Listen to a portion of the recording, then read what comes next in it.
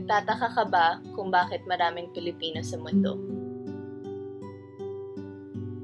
Ako si Janet, 24 anyos. Panganay sa 3 magkakapatid at ulila na sa ama. Nagtapos ako ng kursong edukasyon. Simula bata pa lang, mahilig na ako magturo. Iba kasi yung makiramdam na nakakapagbahagi ka ng kaalaman. May 1 taon na rin ang lumipas simula nung nagtapos ako. Sumubok ako sa mga iba't ibang eskwelahan pero hindi ako pinalad. Nakipagsapala rin ako sumubok sa mga trabahong hindi ko gusto at kahit mala sa pinangarap ko. Mabilis ang panahon. Bawat oras kailangan ko para suportahan ang pamilya ko. Ang sweldo ko nga, hindi pa kasya para sa akin, kaya kung minsan wala na akong maiabot sa pamilya ko.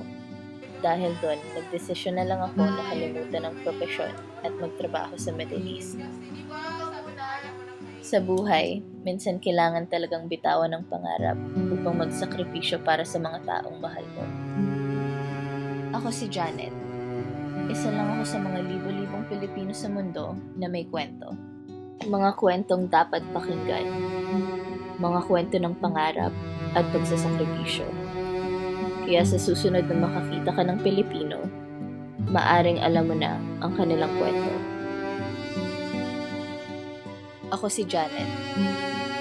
At ito ang aking kwento.